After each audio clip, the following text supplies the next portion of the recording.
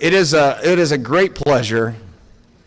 When Robbie asked me, I started doing some things a while back, doing some audio video stuff for this thing, so we could have cool graphics and just make this thing look really network and pop, because you guys all deserve it. A lot of you traveled a very long way, and we thank you.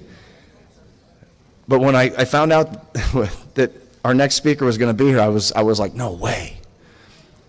And I started looking more of his stuff up, and I was like, whoa. And I really, truly believe that you all are going to be very surprised if you have not seen him speak, and if you're not familiar with what he's going to do. But you're in for a wonderful treat.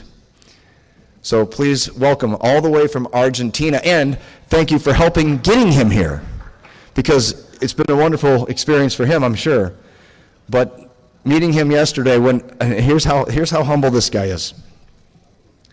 When I first got here, or got up the next day, I saw this guy, and I'm going to be honest. I saw this guy sitting in this chair with a blanket over him, crashed out in the lobby. Never complained about anything, but they kind of had a mess up with his room, or waiting for his room or whatever. He didn't say a word. I find out later, I was like, should I put a cup down there and people can start putting money in this thing for this guy? And then I got a decent look at him. I'm like, I don't know who this guy is. And then all of a sudden, when he got up and he's walking around, I'm like, wait a minute, he looks familiar. And he comes up, hi, I'm Miru. I'm like, you're Landucci. He's like, yeah. The guy didn't even eat for over 24 hours. He never said a word to anybody. Just humble, just hanging out. And now I'd just like to bring him to the stage, because he's, like I said, he came a long way from home. And we really appreciate you taking the time to be here. Really do. So, welcome. This is Iri Landucci. Thank you for the presentation. Okay. I'm a little nervous. Maybe you noticed that. Well, first of all, thanks to everybody to be here. It's a pleasure. It's a dream come true for me.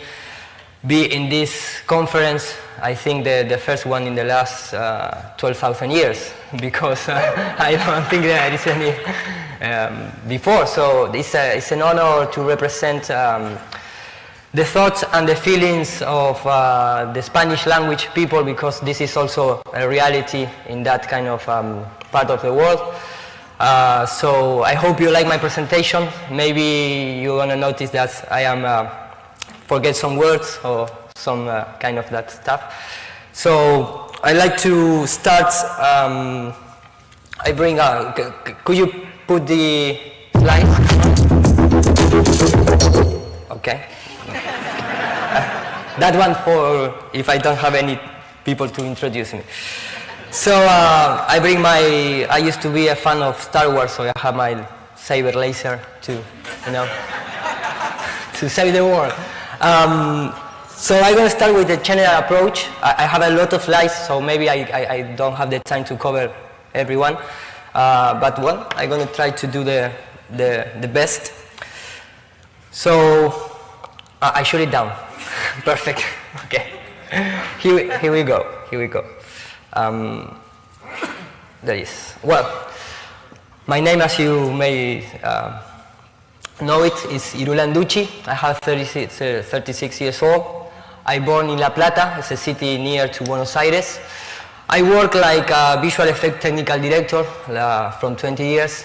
And I am a motion graphic designer, so that is my background on professional work. And as a researcher, I am since 12 years that I be aware that the government is not what they tell us, so I start to research the New World Order. And 4 years ago, I come approach with the flat Earth reality, so that's blown my mind, and I am, 24 hours studying the flat Earth things. So I have my own radio show in my country, and I'm also studying shamanic medicine. If anybody doesn't know what it is, I really recommend you. And I'm also specialist in rituals and symbols and that kind of stuff. So I'm going to also present that kind of things. This is my YouTube channel. It's a very small channel with 30,000 people following the channel. All, of course, the majority is Spanish language, but I have my hangout with other persons around the world, of course, with GLOBEBUSTERS, with Bob, with Cheran. I also have my hangout with Santos Bonacci, with Antonio Subirat, so I learned a lot from these guys, so I really appreciate that the opportunity that they give me to be part of the wave. And for me, everything is my objective, because I am a guy who have their own talk show and things like that. So my objective with the Flat Earth was trying to get out of the YouTube box and trying to present to real people and trying to put in the media and use the same weapons that they use against us. So that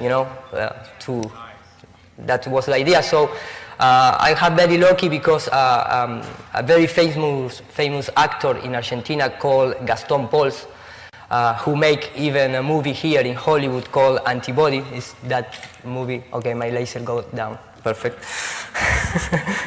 Star Wars power. This movie he make here in Hollywood, and Hollywood also make a remake of his movie called Nine Queens, but here called Criminal. So he is a very famous person in Argentina, and also a Star Wars fan.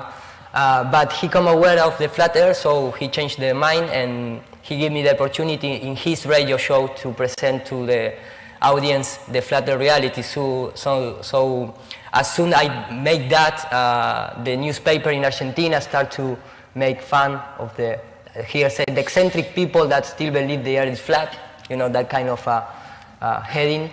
So after that radio talk show, I'm start to participate in other radio shows from Argentina, very important radio shows and TV programs and things like that. So the movement started to grow very quickly thanks to Gastón Pauls. So the things reach even a point that the university of my city, the University of Geophysics and Astronomic Science, he make a letter and sent to the TV program where I was participate to trying to shoot me down. Instead of sending some guy to refute me or show why the Earth is a sphere. So that is the kind of procedure that they use. So how I can be a flat earther, how I become a flat earther? Well, for me the most things was, the more important thing was this kind of stuff. Of course you are going to know what I'm talking about. It's this kind of stuff. My friend. If I say that the world is round and someone else says it's flat. It's a combination These folks were around when Columbus set sail. They must have been founding members of the Flat Earth Society. They would not have believed that the world was round. We don't have time for a meeting of the Flat Earth Society. Let me just underscore, you don't need to be a scientist to know that the Earth is round. And we need to make clear that those members of the Flat Earth Society, The current members of the Flat Earth Society in Congress. We got some people at high levels of aspiration who are the Flat Earth. We have Flat Earth Caucus. The Earth isn't flat. In other breaking news, the world is round, not flat. And you don't need to be a scientist. and we need, as responsible leaders, to take account of science.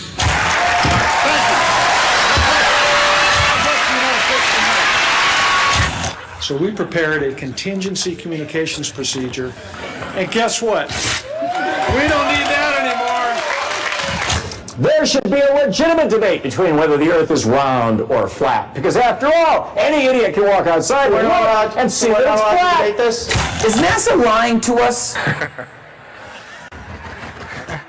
Well, for me that was the beginning, because I started asking me myself why these people are trying to say that the world isn't flat. What's going on? We are in 2015, so why is there this debate out there? So that was the starting point to start research. And I came across with, few things that caught my attention. For example, one in 4 Americans think that the sun goes around the Earth. Surveys says that, and 1 in 3 Russians guy thinks the same. So you have 400 million of people here. So 100 million people is a lot of people. So I assume that in that range of people there is going to be engineers, astronomers, astrophysics, regular people. So that can be that people that can be nuts and crazy. So I'm starting to try to understand why they think that the suns revolve around the Earth and not the other way. So I'm going to go a little inside the rabbit hole. So like the title of David Weiss' YouTube channel. So in my country, we are totally under the control of the Freemasonic, Jesuit orders and Zionist agenda, like you are also here. You can recognize because that this is Washington, but this is Buenos Aires. We have the eyes of Horus.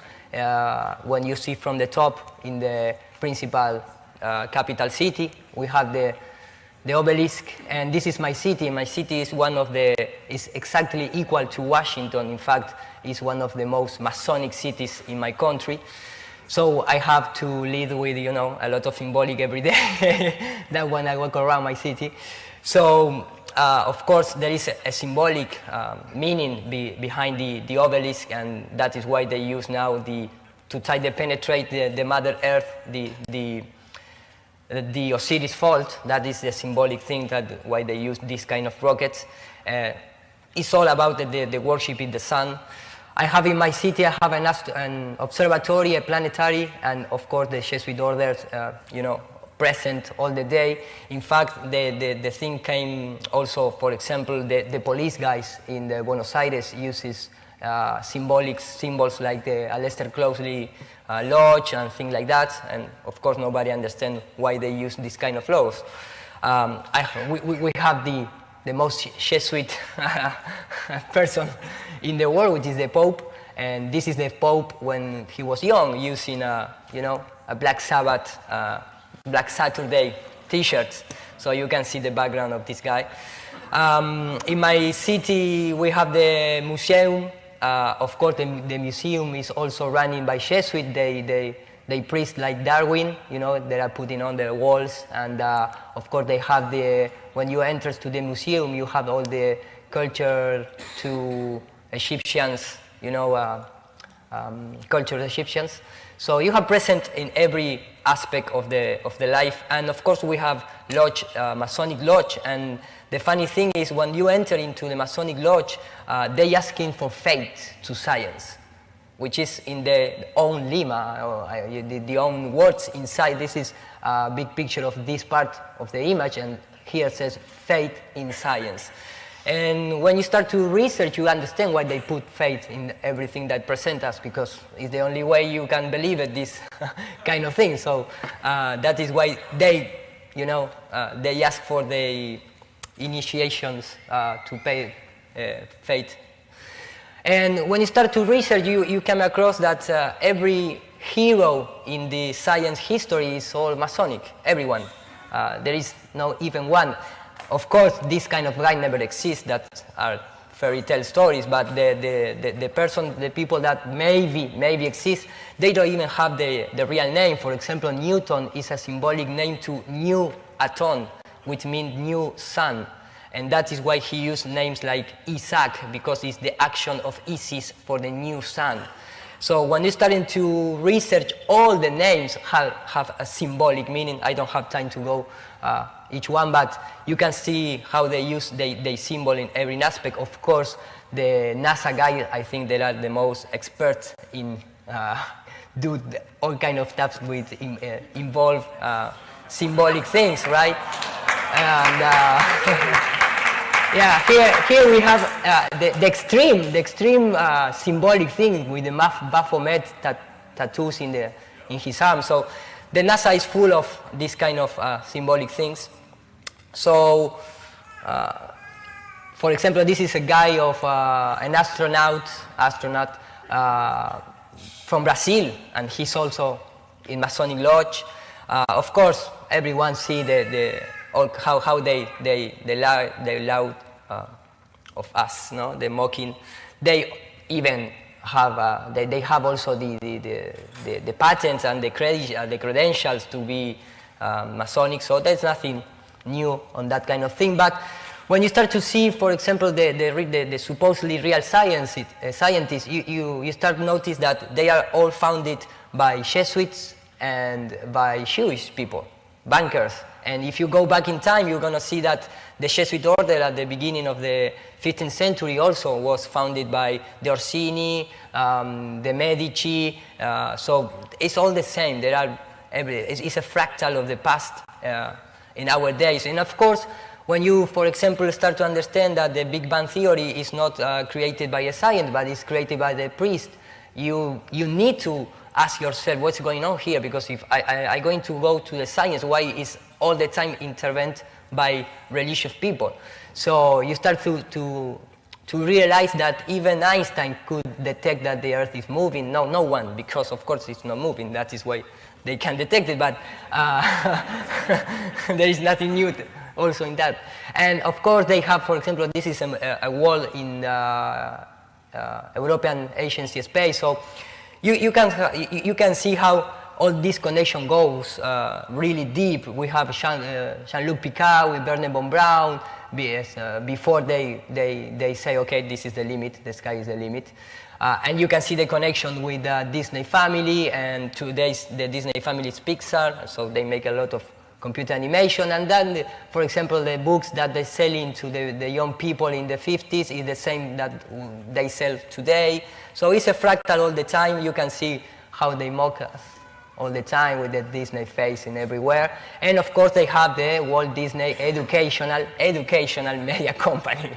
So that is a little strange. You can see, for example, in the beginning of the 60s, how they prepared the community to accept the moon landing, and how Monsanto is in conjunction with Walt Disney creating the Inner Space Adventure, for example. This is totally brainwashed.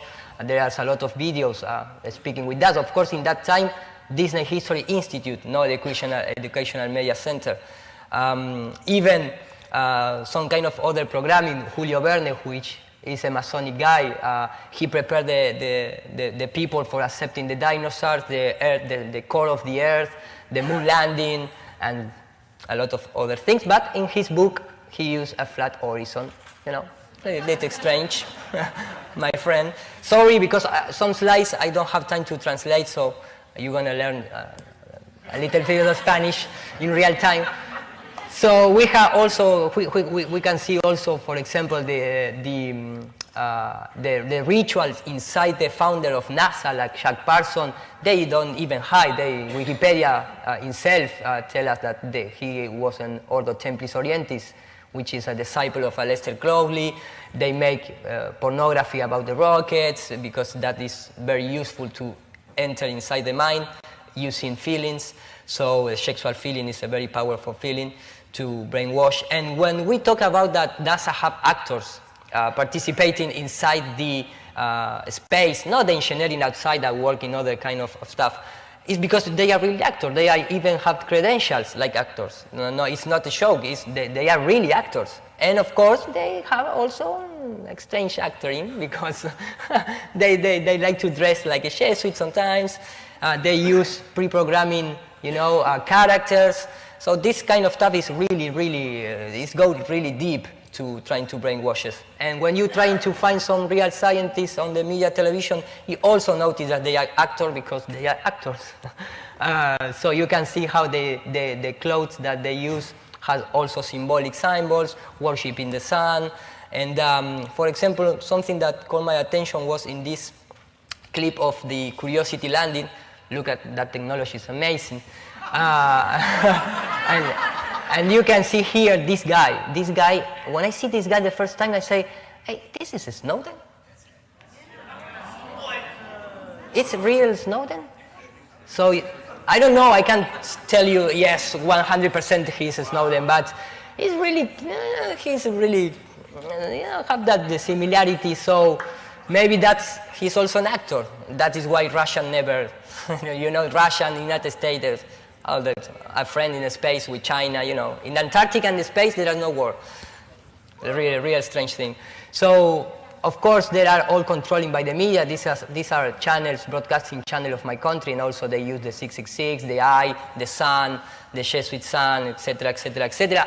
And of course, they have that important because the nervous system manipulation is controlling by the electromagnetic field, which is a monitor. And look, the face of that woman is very happy seeing the monitor there.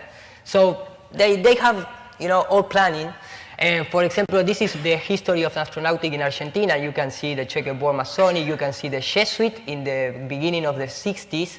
What the fuck are he's doing there? It's a really strange thing, right? Because, and all the kind of, independence investigation about the aerospace was finished in the beginning of the 90s by the President Menem, because the Terrence Stodman, the ambassador from America, come to my country and say, okay, you're going to close your agency space and we're going to help you.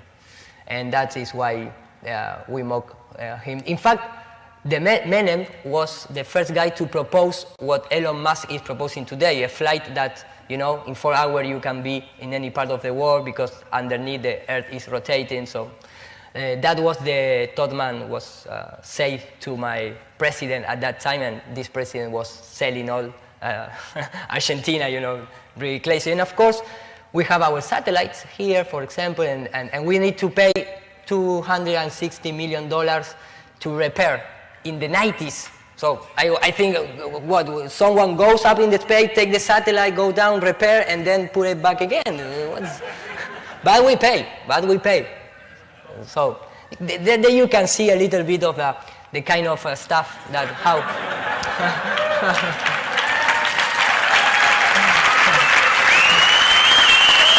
Okay. Sorry, I need to go. I really need to go fast because it's not even going to end. So, but we are not alone. That is something that I became aware when you started, start to think in other kind of scientists out there that really make the things. They give the experiments to us to try to prove that the Earth is stationary. So everyone knows the Michelson-Morley experiment, the Sagnac experiment. For example, the Foucault pendulum. When I become aware, thanks to Mr. Try and Survive, I can't remember the names of the channel, with the alias effects. This is the alias effects proven by University of Spain. You have the pendulum clock, just go back and forward. So what's happened? The Earth was stopped in that moment. So that is the kind of things that the regular people try to use to debunk the movement of the Earth or things like that.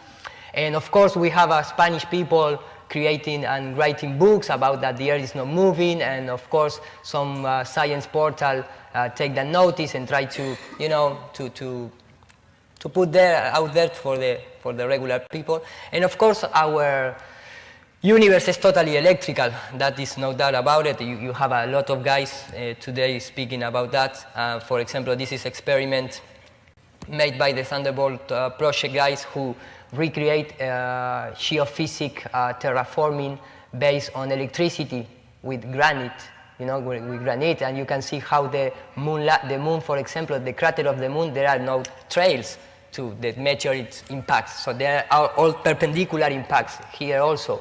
So you can notice that how in lab they can reproduce this with electricity. So there is no doubt that our world is completely electrical. Of course, if you want, you can send some meteors. I forget to show the meteor shower based on electrical forces, sorry. But if you want some artificial meteorite, you can buy it to a company who send you to your garden, to your backyard. Of course, we have the sprites, for example. This is a lot of study, and if you can look here, look the limit. This is in the top of the atmosphere, so you can see the limit, and the electricity can go up because our atmosphere is composed by a lot of gases, but one of those gases, which is the hexafluoride gas. This gas is shooting down all electricity. It doesn't have any color. It doesn't have any. It's the helium-free type of liquid up there. So that is why they can go out even the own electricity. And we have that kind of things that determine this is a symbolic, because this is the real serpent of the knowledge. The aurora borealis have that energy that, you know, it's when you close your eyes and make some wishes, you also trying to find your black sun, because the black sun is the real manifestation sun. The white sun is for give energy, but the manifestation properties come from the dark. If you wanted to see in that way, if you press your eyes, you're going to see also like little sparks, green color, blue color. So that is the real power inside our system to manifestate and create reality. That is why they use, you can see here, this is the aurora borealis, this is the moon, and this is the white sun and the black sun. It's all a system. It's nothing, you know, it's not the black sun, it's not the bad sun. That is what they tell. Good afternoon. My name is... Sorry. That is what they tell to us to, you know, to get away of that kind of knowledge. But the real knowledge is that there is nothing out there in our planet that is bad. All is a system, very balanced. There are equilibrium.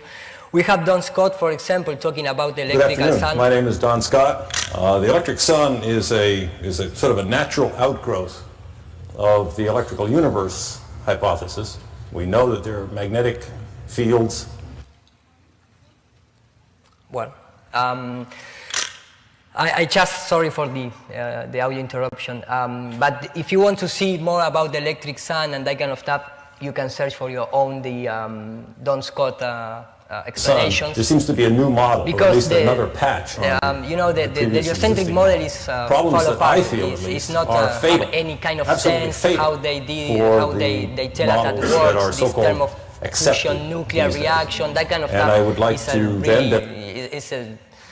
It's like talking about angels, you know, things like that. And some engineers and some guys, they know that this is a little trick, so they start to speak in conference in Europe, and they are doing a great job to trying to give another kind of information. So, for example, you can see this is, for example, what time is it? You may think that this is the midday or the afternoon. Can you put play, please? So if you compare this is a lighting. If the light comes from a lighting, so the sun have the same properties to give us light. So I don't know if can you put play? There is. So it's a lighting storm. So that is why the cameras need to make a white balance anytime they film outside, because we have that, you know, that light blue enter into the lens, because it's electrical light. Of course, if you put fire beside the plant is just going to die and dry. But if you put a lighting bulb beside the plant is going to grow up. And all our body, the molecules, the ADN in our bodies, all is electrical. So that is why we need the sunlight. Of course, if you compare, for example, lighting arcs with the so-called flares, sun flares, you're going to see very quickly that it's more like electrical than fire. So, of course, we have guys like Faraday, Gauss, Hertz, Ampere, a lot of scientists of the 18th centuries who discovered this kind of energy. And today we have the plasma, what they call, they don't really want to recognize that this is for the ether, because the ether is eternal, it's all is the ether. There is no ether. That is why the sound, the energy, the electromagnetic field can fly, and we come here. Of course, we have even people about NASA to complain about the Big Bang theory that never happened. That is why, when you start to realize, look at this guy, Halton Harp, with the Tesla invention, trying to give the hint of the universe is electrical. The Big Bang is just another fairy tale history. And you notice why these guys are so, persecuted, because this is what happened. The Jesuits and the Jews control all the science, educations, health, everything. So when you are a real scientist and you start to see how these people are really inside of all the science, you piss off, of course. We have the limits, 𝙅𝙭, called the end of the world. And I ask myself, why is it going to be the end of the world if it's a sphere? That doesn't have any sense, but if you are looking in the GLOBEBUSTERS map and you see Antarctic, and we are the most country beside Antarctic, that is why 𝙅𝙭 is called the end of the world. Some guys say, okay, what happened with the water, what is the edge and that kind of stuff. And the people that realize that the Antarctic is the most highest continent in the world. The Antarctic, when you enter to the coast of Antarctic, very soon it's going to rise up 2,500 meters, promedy of the continent. So that is why the balloons very quickly go up the clouds. You can see the NASA balloon with the flat horizon in the Antarctic. So where is the curve? That's something that need to, pay attention to this kind of thing. So that is why when you talk about the wall of Antarctic, there isn't any wall, because the iceberg that floating around on the water, that's just iceberg. The real wall is because this rise up 2,500 meters. And of course the technology of the human race is very far away from the technology of the creation, so we can penetrate the Antarctic. That is the real thing. So they keep it totally controlled with military bases, with treatments and that kind of stuff. And all the circumnavigations around the world was made west to east, so you don't have other, other choice. Of course, the land inside the Antarctic is also a real great place to fake Mars. I don't know, maybe. This is a guy from NASA telling us that, and there is no audio, but he's telling, okay, this surface is the better to test our machines if anytime we're going to go to the Mars. So you can see how the things start to connect. And let me keep going. I have 15 minutes left. So, for example, this is by Argentina expeditions trying to pass, to make a trip in Groenlandia, which is the Arctic. And this is just what they do. They can go inside the Groenlandia, the Greenland, So you can start to see the limits. This is, for example, an abandoned base from the Cold War. So they don't have any interest, and maybe I think they take away the attention from Arctic, because there is maybe the real, paradise, Shambhala, Agartha, etc., etc., etc. So they can allow to enter there, because they are like demons. So they go to the Inverno, to the cold areas.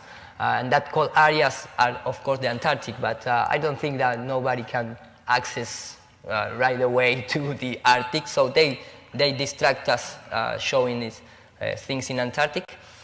Of course, everybody knows the super deep Kola hole. That is the limit to going down, 12 kilometers. Even the ExxonMobil trying to reach a more deep on the ground, but they can do it. It's a lot of information about this studying. We can put audio, please, for this one. I don't know why it's not audio. Okay, I'm going to put it again. This is very important. The audio?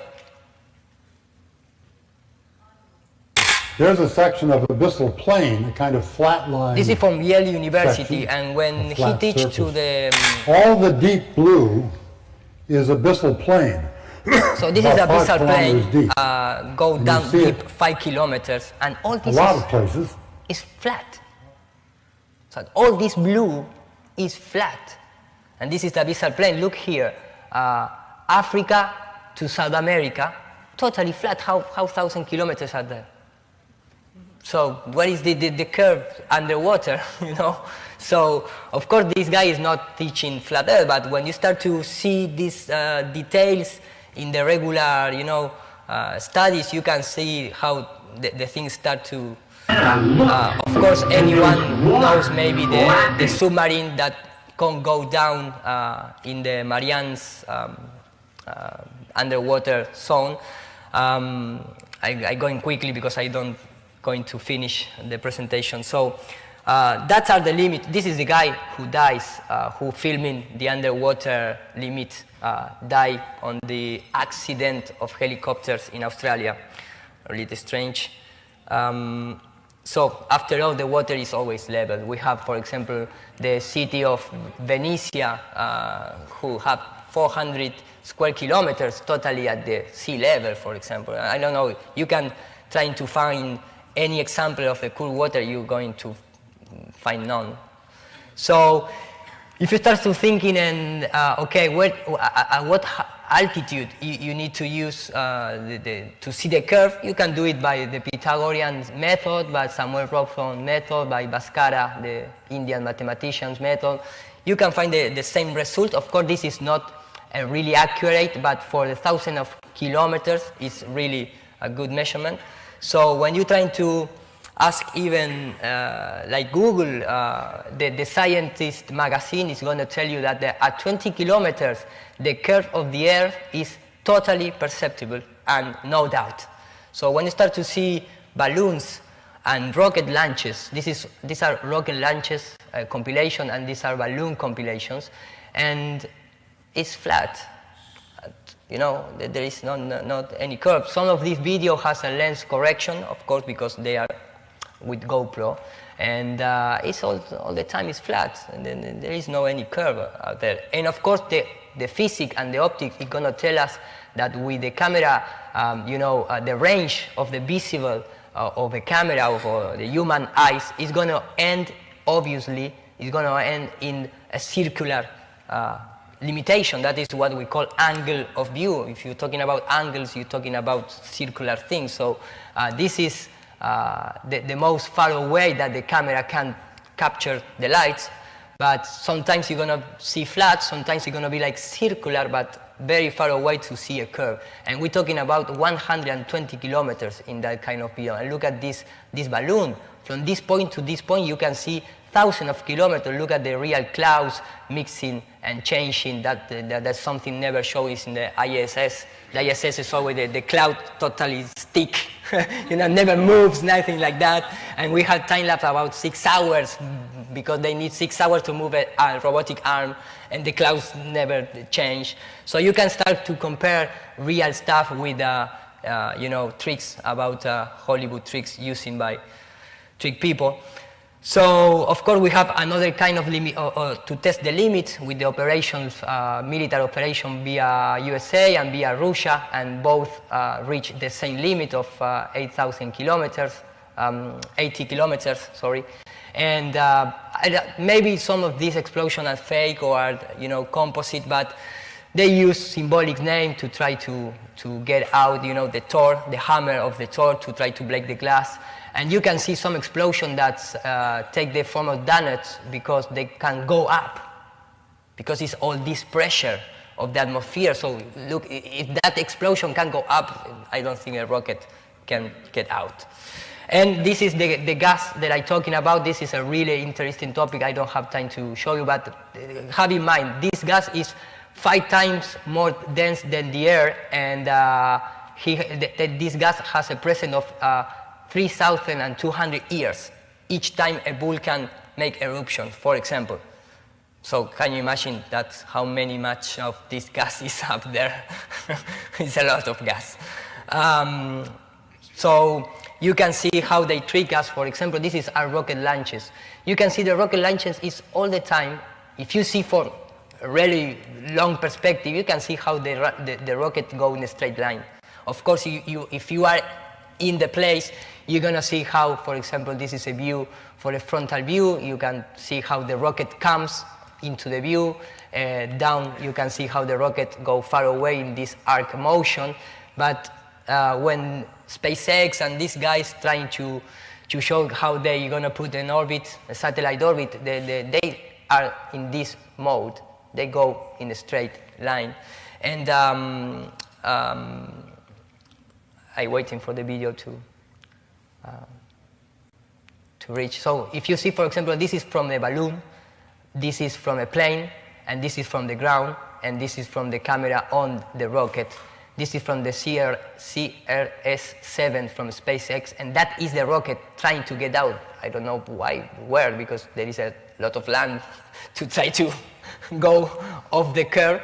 And here you can see the flat horizon and how this rocket is traveling in a straight line, simply as that. So if you compare with, for example, the power of a telescope, if you put in horizontal line, you're not going to see more than 50 kilometers. So when they're pointing up there, at the last moment that the rocket, drop away the principal booster and that kind of stuff, that rocket is at least at 60 kilometers, no more. So that is the way they need to cut off the video and put some Google Earth animation and that kind of stuff. These rocket launches, they don't reach more than 40, 50 kilometers at Mach. And there is a company called Flightline, a real strange name, who has this telescope to filming, and if you enter to the web page, they can reach with this camera more than 20, 30 kilometers. So that at that point, this spacecraft is supposedly 20,000 kilometers per hour to escape the gravitational force. It's really a crazy thing. So the limits maybe could be 100 to 250 kilometers going up. The sides is the limit by the Antarctic perimeter. The center is the Arctic, and down we have also 12 to 50 kilometers. That is the most thing that we can do in, material war. In the spiritual war, maybe you can go a little more far away. 6 minutes. So I'm going to pass really quickly these ones. Sorry for. If you like, after the presentation, you can ask me for anything you want. So because I am computer animation, I used to work for History Channel, for UNESCO and other companies, and they asked to my studio to make a lot of things about the space, satellites, spherical world. That are my portfolio. At that time, of course, I didn't know that this is all a lie. Everyone knows that the all-eye composite is CGI. Everybody knows that even the own NASA tell us that it must be Photoshop because they don't have any other chance. And they fake all this kind of stuff, not just for the spherical Earth. They also use CGI to present us the star field, the galaxy, the new planet that discover every week. That is a really amazing things. We have Robert Hart working by NASA, trying to. And they show the things. We have the friendship companies working together, like Adobe with the pyramid in the logo, or Autodesk with the pyramid in the logo, or Microsoft with the pyramid inside Micro and Soft. And you can see how these families work together to trick us. This is, for example, a little Earth that I made myself in a couple of hours in the 3D Studio Max. You can see I can use this as a background for any kind of video. So it's very easy to create this kind of stuff. And of course, the first images or the supposedly photographs, because one thing is a photograph, another thing is an image. Image comes from imagination, and photograph is supposedly to be real objects. The first one are these ones. But how they make it at that time, because at that time there is no CGI, of course. So they use matte painting. This is a very common technique used in Hollywood called matte painting. Of course, in our days it's digital matte painting. But you can see, for example, even the patents of the method. This is a patent from 1905, very long time ago, how they use on NASA to painting the Earth, then they painting the clouds, and they filming, and there you go, your non-CGI moon landing and other kind of stuff at that decade. So you have all the patents, how they, of course they tell it's a simulator, but when you compare to reality, it's really, it's like the reality. You have this guy was the Rochelle Hayward was the guy who made the miniatures for the moon landing, and he works with Walt Disney, and he also is an alchemist. He believes in ether. This is a book from this guy. He created the projection screen that they use also Stanley Kubrick in the fake moon landing. So you can see how these families work together. They also have even, you know, apparatus and method for simulating spacecraft erosion. So they have all the simulations for faking everything. And why in the past the images looks more realistic? Because they use miniatures and they photograph the miniatures. So that is more realistic than today, because today we need to lead with CGI. The only problem is that it's very difficult to emulate the reality, the light bounces and that kind of stuff. So in the past it was more easy because they just photograph real objects and then composite with matte painting. So when you start to see the method using, you start notice the method like self-locomotion system, which is impossible to predict a behavior, a physics behavior before you go to the moon landing in the lab. And when you start to compare, you're going to see the same kind of behavior. So that is a crazy thing. Nobody can believe that this guy, the dust is falling in real time, and the guy is trying to stay up, you know. If you go down like this, it's really, you know, if you start to compare the things, you're going to notice that there is a lot of inconvenient thing. We have the Gatsby plane. And the pattern of the Gatsby plane is for reduced gravity conditions airplane. So this is a huge plane to emulate whatever environment inside of this plane. I don't say that this is 100% the ISS, but you have space there to fake a little things. And of course, if you start to compare with other methods, the magician of this guy is also Freemasonic. So they work together.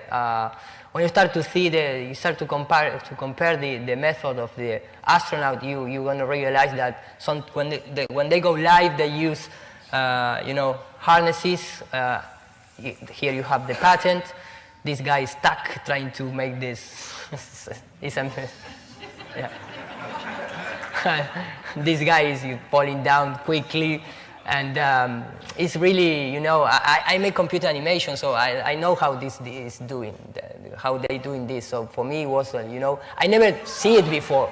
That is why I never wake up to this reality. But they use all the kind of trick that it's amazing. I have more material, but my time's run out. So the last thing, for example, we can see, yeah, no, there are toy clowns.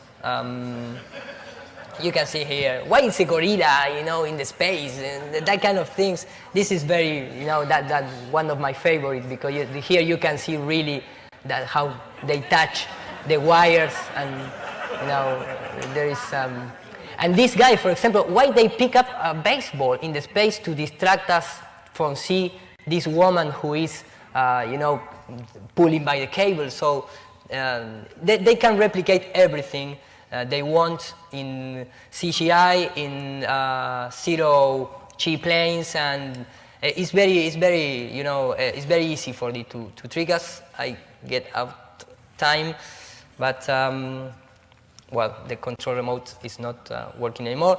So the last thing, the last 2 minutes, please. For example, Google Earth is made by world-class Bexel camera aerogrid systems. They mapping all the Earth with planes, and if you compare, for example, with the method using in satellite, you will notice that this is real and this is a joke, because this is a world-class system.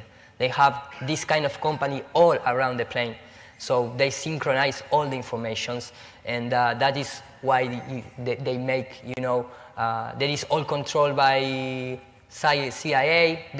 All the image that they took, they need to supervise by the other agency before putting it on the public. So we have the drone technology. It's very easy in those days to fake the things. Of course, they construct the satellites, but they put it up in the balloon, and the rest is of the fiber optics, ionosphere bouncing. So there is very, very, you know, when you see those white point up there in the sky, if you start to compare, are balloons. Of course, at this altitude, for example, you can see the equipment of the satellite, and this little point is the real big equipment. And look at 50 kilometers, you don't able to see anymore, and these balloons rise up to 40 kilometers because sometimes they use super pressure balloons. So there is no any satellite up there in orbit. Yes, there is hanging on the balloons and things like that. So I need to go. My time go out. Thanks for listening.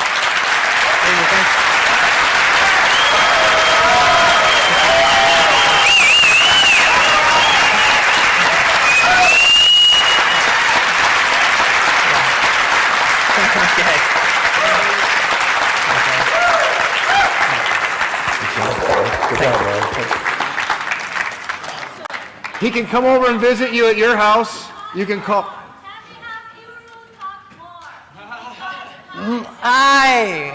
I'm a queen. Okay. There is a lot of things that we all know, but what you bring to the table is something that we all need to know more. I'm gonna make it special in the night if you want. Okay. Thank you. Okay. A long way. Okay. Thanks, guys. Thanks to everyone. Landucci.